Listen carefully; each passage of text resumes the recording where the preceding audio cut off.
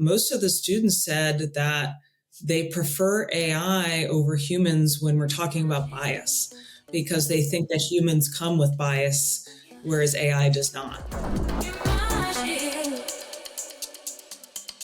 Welcome to the Imagine AI Live podcast. I'm your host, Chris Madden, and today we have with us Renee Jackson of Dispute.ai. Renee, how are you doing? I'm great, Chris. Thanks for having me. How are you today? I'm doing great as well. It's a nice Wednesday morning here. And when I came across your company, it was really fascinating. What does your company do? What does Dispute.ai do? Sure. So we are a start to finish AI-led dispute resolution platform. And it's meant for individuals and businesses who either can't afford to hire a lawyer or would just prefer a more efficient process to what's currently offered by our court system. So basically, when I say start to finish, that means you can initiate a dispute on our platform by sending a demand letter, which is usually the first step in any legal process.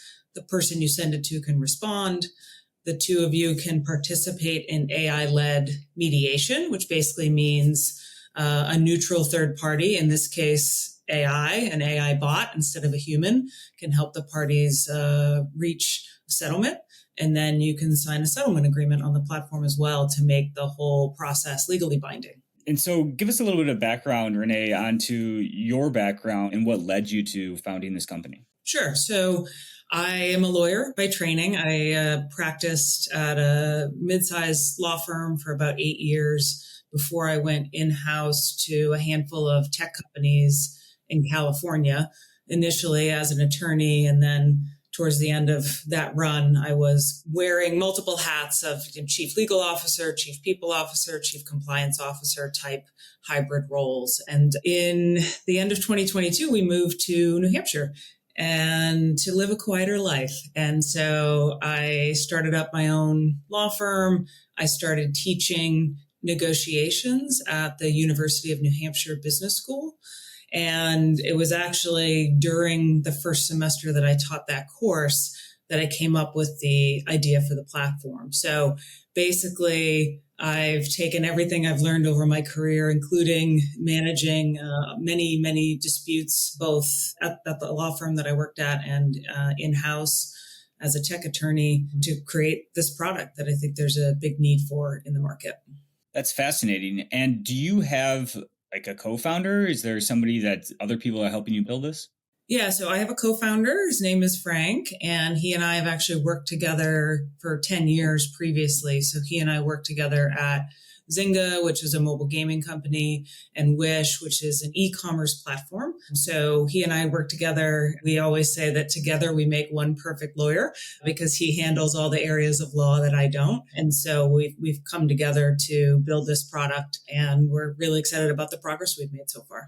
It's really, really cool that how you can get this idea up and running so relatively quickly. And so is this a product that people can sign up for and use today? Yep. Like I said, I came up with the idea for the platform in March of 2024. And in June of 2024, we launched what's called the demand letter generator. And you can also send a response. So that's been live for over a year.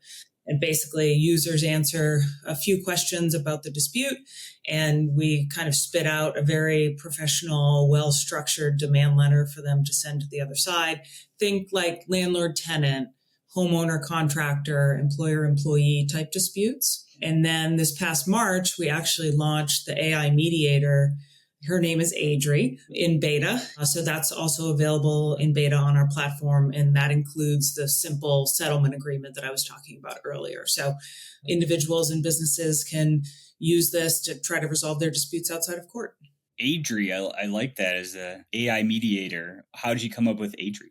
So mediation is part of a larger dispute resolution bucket called alternative dispute resolution. And those of us in the field call it ADR. So I kind of took ADR, I added an I to the end, and there you go, Adri. Very cool. Yeah, let's talk about more of the use cases. So you mentioned a few there, but maybe you can kind of walk through an example of like a successful mediation or use that your clients or customers have had. Sure. So like I said, we launched the demand letter generator in June of last year. And one of the reasons we launched that so fast was to collect data about the types of disputes people are willing to use AI for.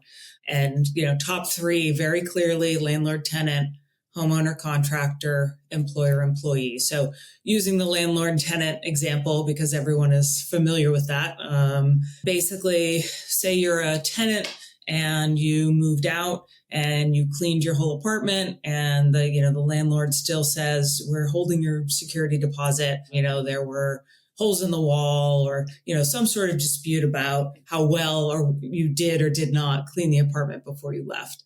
As the tenant, you could write a demand letter, basically use our platform to write that demand letter, very professional, very respectful letter. So it's not meant to be super confrontational. It's meant to be like, hey, here's my position. Here's how you've wronged me. Here's what I want you to do. And here's what I'll do if you don't fix this. And so the tenant could write that letter, send it to the landlord, either on their own or through the platform. The landlord could then use our platform to respond. So basically say, I understand what you're saying. Here's our position. And, basically say there were holes in the wall. Here are some pictures, attach any relevant documents. And then the parties could try to negotiate on their own if they felt comfortable doing so. But if they felt like they wanted a third party to very quickly help them come to a settlement, both parties need to be willing. That's the catch with mediation, right? It's voluntary. They could go through our online mediation process, which basically the way that it's structured is each party answers questions about the dispute.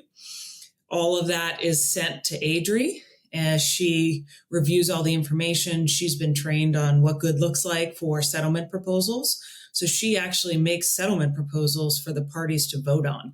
So Adri can spit out a proposal saying, the landlord will give back, $1,000 worth of the security deposit and keep $400 for themselves. And she can spit out proposals all day long. And basically the parties will vote on that. They'll vote to accept, reject, or modify. And depending on how they vote, they give feedback to Adri. Feedback goes to Adri. 10 seconds later, she comes back with another proposal. And the process repeats until both parties either accept the same proposal, then you get fireworks, yay, you've resolved your dispute, or one party says, what, I don't think this is working, so I'm going to end the mediation. After that, basically, if they came to an agreement, they would be able to sign that simple settlement agreement in the platform. We have an API with DocuSign, so it's very seamless. And even if they don't settle the dispute using the platform, they've still learned a lot. You've learned a lot about your other party's position.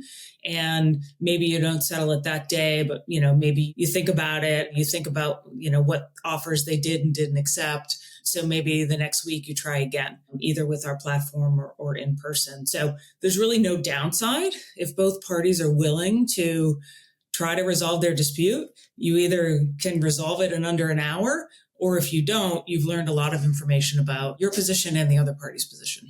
And is this a web browser at the moment? It's a mobile-friendly web app. Okay, mobile-friendly web app. Nice. Yeah.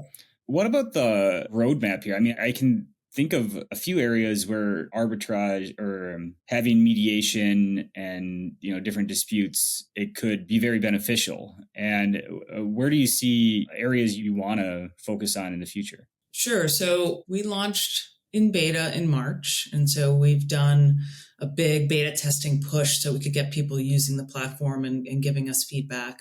So right now we've analyzed all that feedback and we have a project plan for what we want version 2 of the platform to look like. So that's what we're working on right now.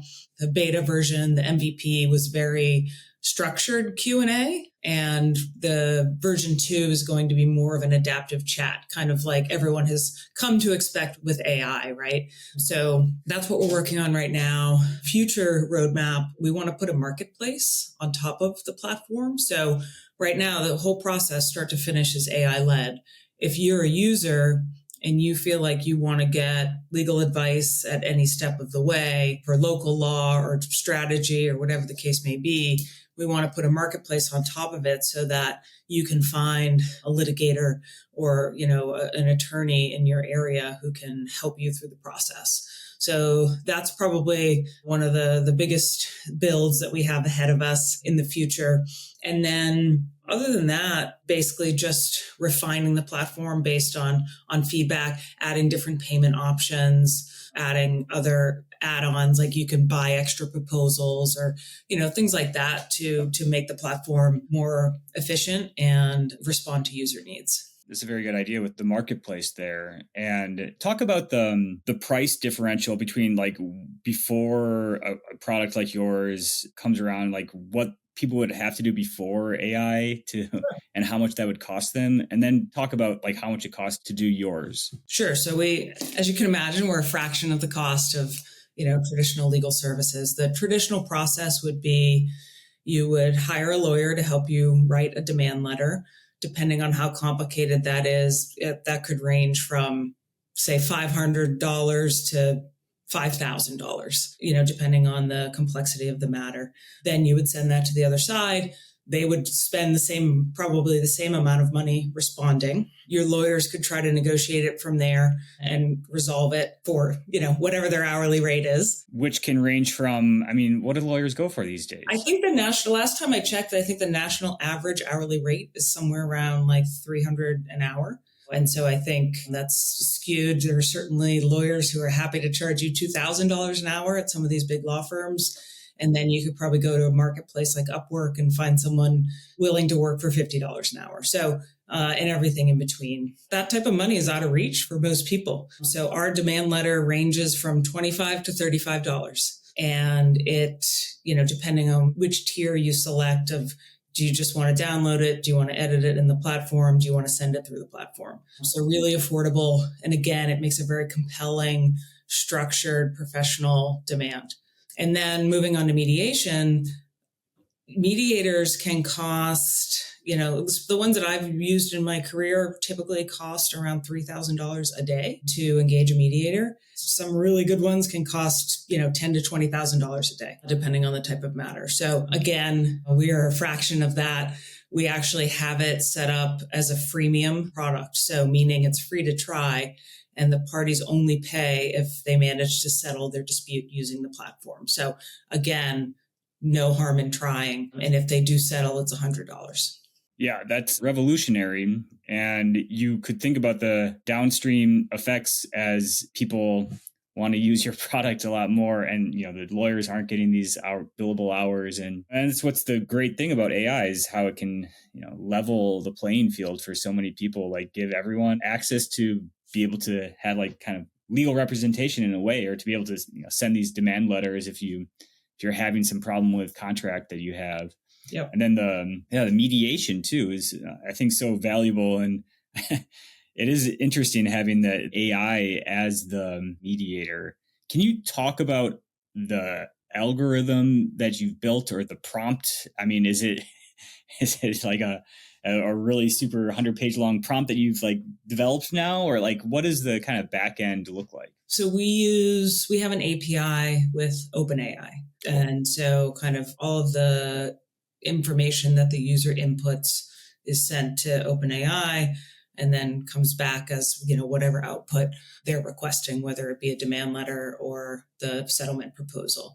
So the way that it works is, at least for the mediation, OpenAI has this functionality called assistance.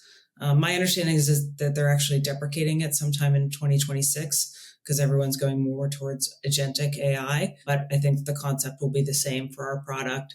You can build an assistant in the platform and you give it instructions on, here's the tone I want you to take. Here's what your job is. Here's what I want you to do with the information you receive. So you can kind of give it those instructions. And then you can also upload documents into what's called a vector store. I don't know why it's called that. And so we upload documents and we basically train the assistant on what good looks like. So here's a good settlement proposal. Here are the types of disputes that you'll probably see and where the parties are coming from.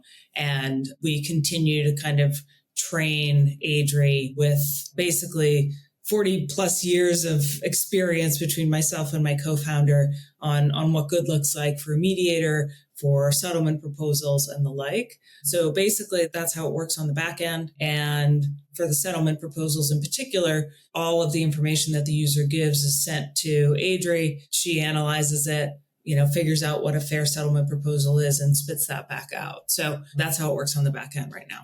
You talked about your time in Silicon Valley as a lawyer. Could you talk more about that? I'm very curious. As somebody that I didn't really understand how cool Silicon Valley is until 4 or 5 years ago. And, what companies did you work at? What was it like? Sure. So my first in-house job was at Zynga, which is a gaming company. And that's sold to Facebook, right? No, we did not. Okay. I think after I left, they ended up doing a lot of M&A. But right before I got there, they were big on Facebook with like Farmville, that's right. Words with Friends. Like those are kind of two of the games that they're most known for.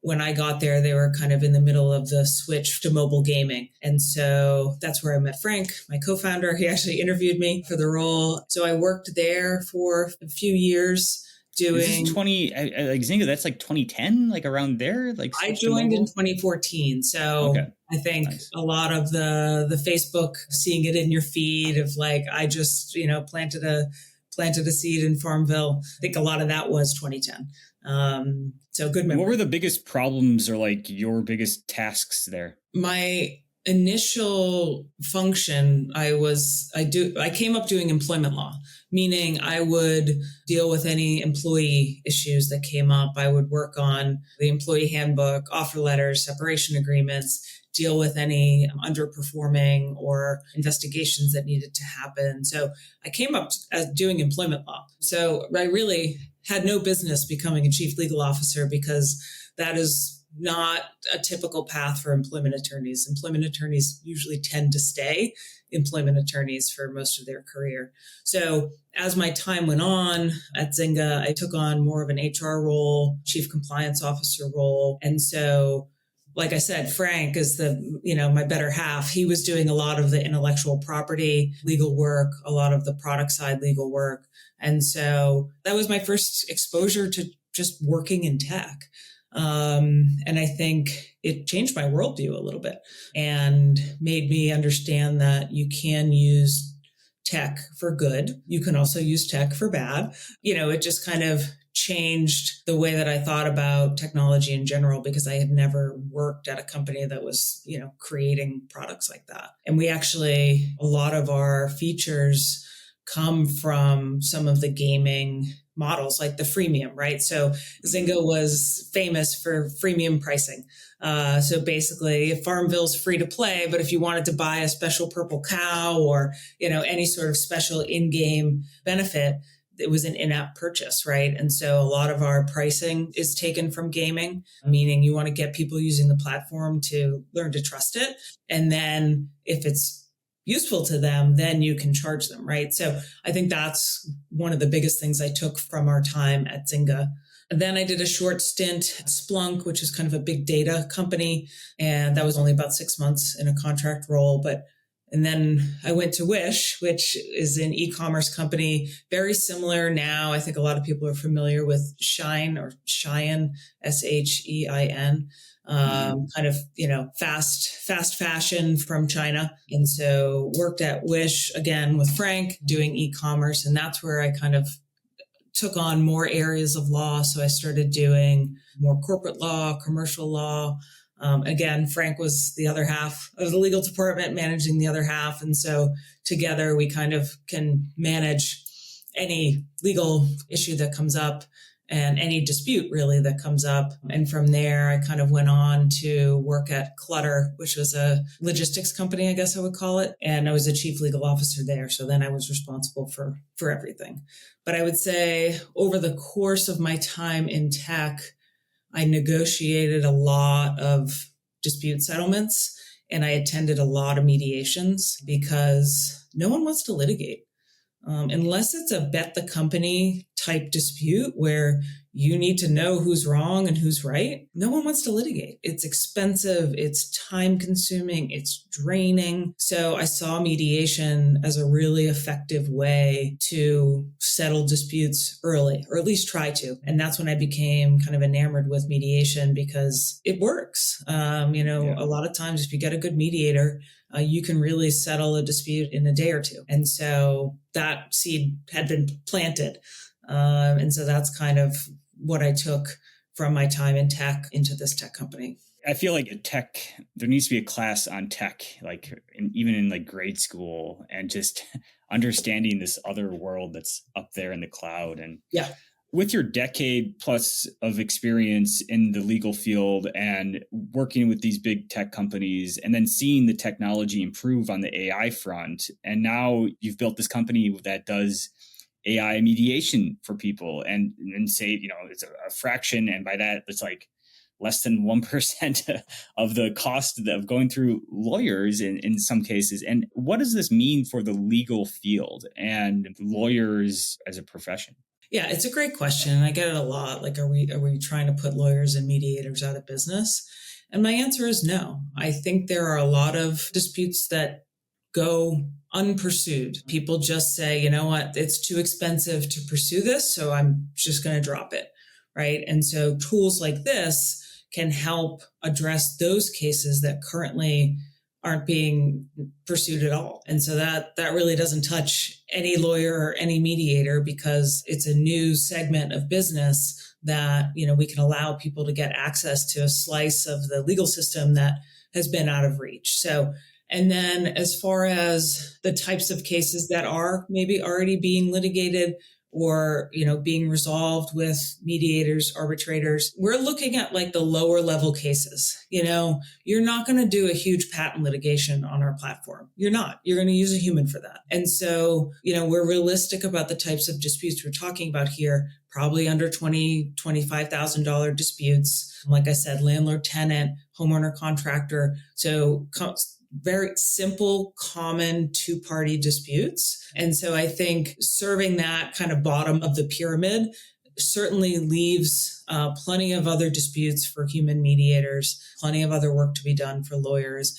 And I think, I worked at a big law firm for, 7 or 8 years. We've talked to a lot of lawyers. They have cost-sensitive clients. They have clients who maybe got sued or received a demand letter who don't want to litigate, but they also don't want to spend $3,000 a day on a mediator. And so the lawyers that we've talked to have said that for the right client in the right circumstances, they could refer them or help the client through the process on dispute as a cost savings measure and client satisfaction measure, right? And so if you've got a cost sensitive client who doesn't want to pay that kind of money, but doesn't want to litigate, go through the dispute platform. And like I said before, you either end up with a settlement for $100 or you end up with a lot more information about the other side, so that your lawyer can maybe help you reach that settlement on their own. And so we're not trying to displace humans. We're trying to add value in the existing system in places that currently, could benefit from some efficiencies and from some tools to help people who currently can't access the legal system.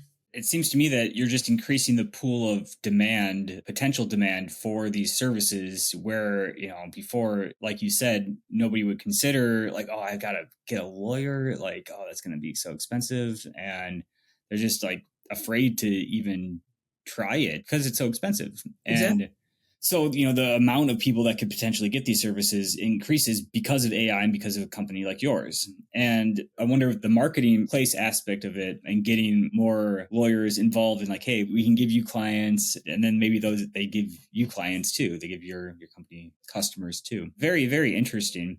I wonder, are you vibe coding the platform or who's built the platform for you?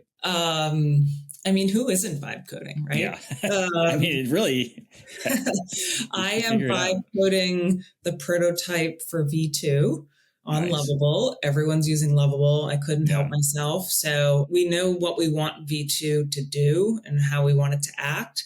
And so I've been vibe coding kind of the prototype of that on Lovable, which has been a ton of fun and pretty mind-blowing, honestly. Like the amount of progress I made in one day, it blew my mind. So that's been a lot of fun. We actually built the app on a no-code platform called Bubble. So Bubble is, again, no code. They do have some vibe coding that you can do now as well, but it's basically, I would describe it as visual and logic-based coding. So something that someone like me could do. So we built the initial version of the app on Bubble. I actually was pretty hands-on with a good amount of it because Bubble has an accelerator program where they teach non-technical founders how to build apps in Bubble. And so I've had my hand in about 50% of the platform. I had a lot of help. Don't worry. I had a product mentor and I have a Nice. developer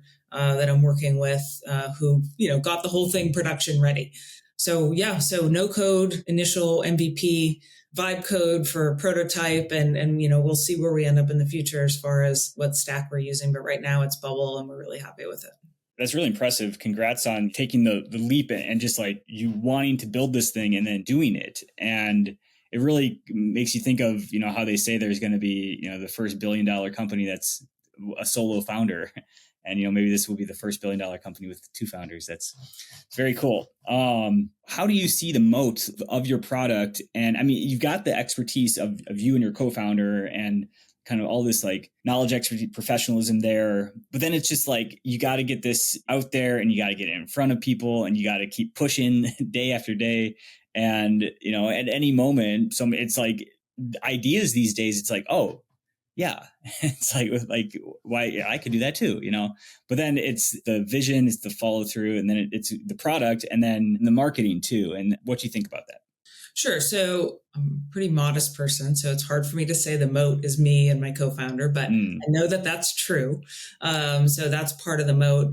Another part of the moat is the data that we're gathering on, the types of disputes that people are willing to use this platform for, mediation outcomes, and also Adri in the future, she will learn from previous mediations in order to get better as the mediations go on. And so, it's the data that we're collecting. It's the team itself. It's Adri. We will have some IP. We're pretty confident that this V2 process that we're building is patentable. So we will have some IP that's also our moat. And, I think pricing to some extent is a nice moat because we've got some competitors out there, but they're charging 30 times what we're charging. And so I think the affordability piece will keep us defensible because, I don't know, I'm not sure that I would, if I'm going to pay the same amount of money for an AI mediator, I'd rather just use a human. I think those factors together really are what makes us special. So where can people find you, find your company online today? So we are at Dispute.ai, and it's dispute with a Y because that's what tech companies do. That's where you can find us and you can kind of poke around. We have information on our website about how the tool can be helpful for individuals and also how it can be helpful for businesses. And we're pretty active in our blog postings. And so there's a lot of good information on there. We recently did an update that has a bunch of checklists and things like that to help people who are trying to DIY their legal claims. So, there's a lot of great content on there that people can use to help decide whether the platform's right for them or whether they should maybe, take another path. Amazing. Well, Renee, thanks so much for sitting down with us. Is there any question I maybe didn't ask that you want me to ask or anything we didn't talk about here? The only thing I love talking about is the AI versus human mediation exercise that I did at UNH. I don't know if that's interesting to you at all. Yeah, no, that's stories are great. Let's hear it. So, like I said, I teach negotiations at the University of New Hampshire.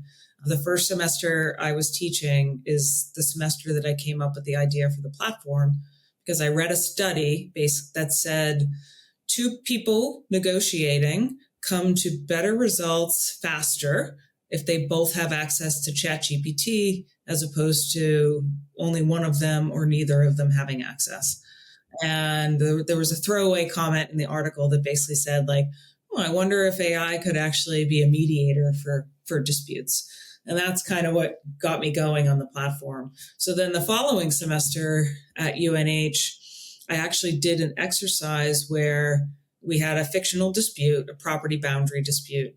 7 groups of students used a human mediator, and 7 groups of students used Adri, our AI mediator, and went. So same dispute, 7 groups of 2 with a human, 7 groups of 2 with Adri. And it was fascinating, the outcome. So all 14 parties resolved the dispute, which was great. Adri was praised for efficiency. So, a lot of the average time to resolution was about 30 minutes for Adri and about twice that for the human. And AI was kind of praised for the transparency because you could kind of see the proposals, come and vote on them, and then you could see the proposal history. And, she got good marks on, fairness, basically did well across the board.